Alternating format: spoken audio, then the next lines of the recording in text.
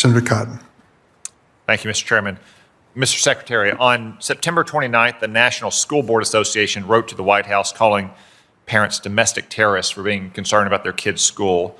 Within a few days, Attorney General Garland issued a directive to the Department of Justice and the FBI to crack down not just on violent, but what he called, quote, harassment and intimidation against school board administrators, board members, teachers, and staff. The School Board Association met with the White House and got tips from them on what to put in their letter before sending it. We've also recently learned from an internal memorandum that the School Board Association, quote, as disruptions at school board meetings grow, the association has been actively engaged with the Department of Homeland Security. Has anyone from the Department of Homeland Security met with anyone from the National School Board Association? Senator, not that I'm familiar with, and I don't know why that would fall within our jurisdiction. Did you see a copy of the Attorney General's memorandum before it was released? I did not. Okay, thank you.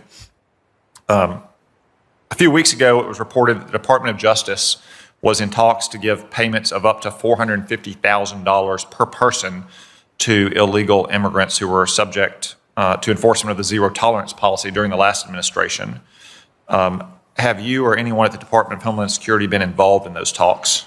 I have not, and I am not aware of anyone in the department who's been involved in the talks. That is something within the province of the Department of Justice. So let me ask you this, and let me be explicit. I'm not talking about the lawsuits that are filed or the Department of Justice's litigation strategy or potential settlements. Who do you think is more deserving of cash payments from the United States government? Illegal migrants who cross our borders or the family of U.S. soldiers who are killed in action? Senator, I think, if I may, you know how I'll answer that question.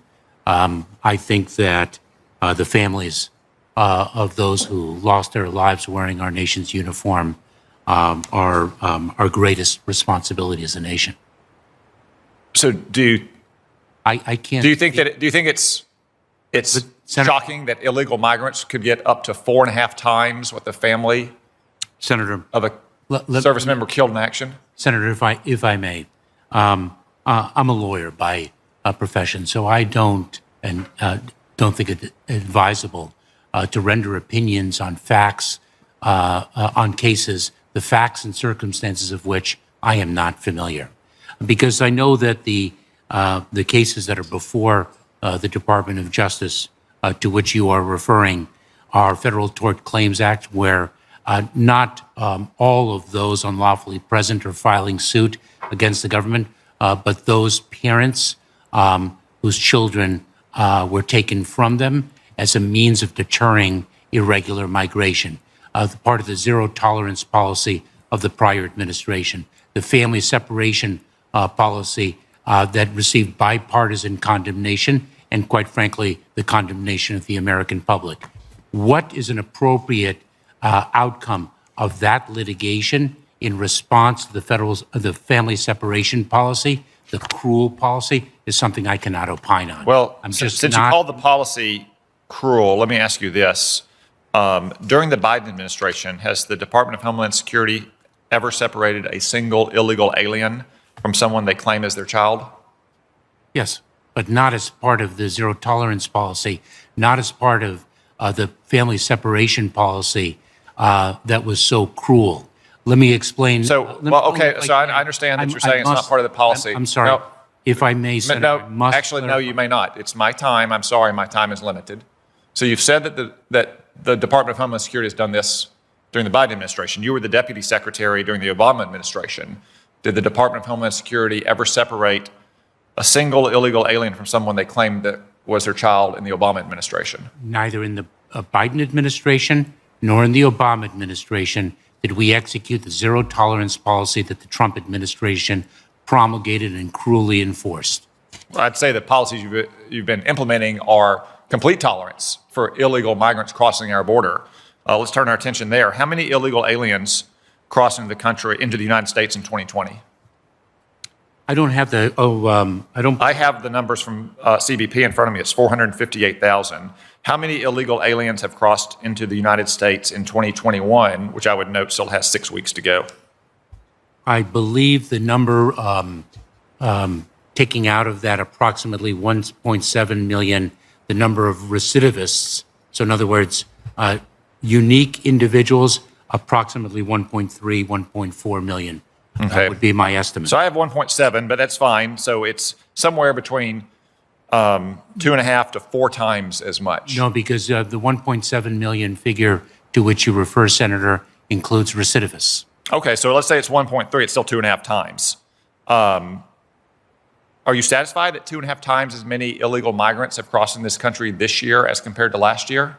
No, I'm not. But worse is to promulgate and operationalize a policy that defies our values as a nation. How about that defies our sovereignty as a nation? Oh, our sovereignty is unflinching. Oh, really?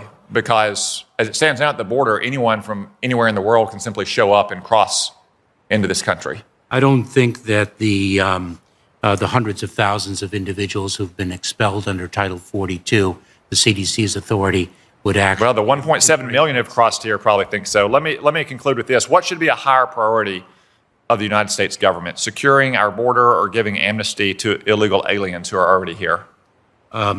Senator, justice is our priority. That includes securing our border and providing relief to those who qualify for it under our laws. So you refuse to prioritize whether we should try to protect our border from people crossing it who have zero right to be here, or giving amnesty to the millions of people that are in this country illegally? Senator, I disagree wholeheartedly with the phrasing of your question. It is an inaccurate phrasing of our missions, our responsibilities, our challenges, and our actions. How is it inaccurate? I mean, we Because of the fact have had 1.3 million by your own admission cross just this year. There are millions more in this country who are here illegally. I'm simply asking you, what is more important? What's a higher priority of the United States government, to protect our border or to give amnesty to those who are here illegally? Senator, we do not have the authority nor the intention to give amnesty. You testified that you wanted it, though, in your opening statement. No, a pathway to citizenship, legal status, whatever you want to call it, any kind of adjustment. What's more important, securing our border or giving some kind of adjustment to the legal status of those illegal aliens present in the country today? Senator, I consider those to be both very significant priorities because they are inextricably intertwined.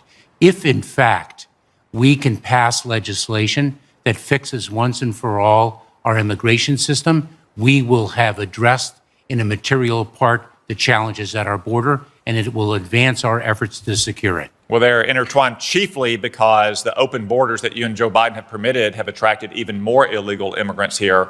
That means our borders are more open than it ever has been. Thank you, Senator Cotten.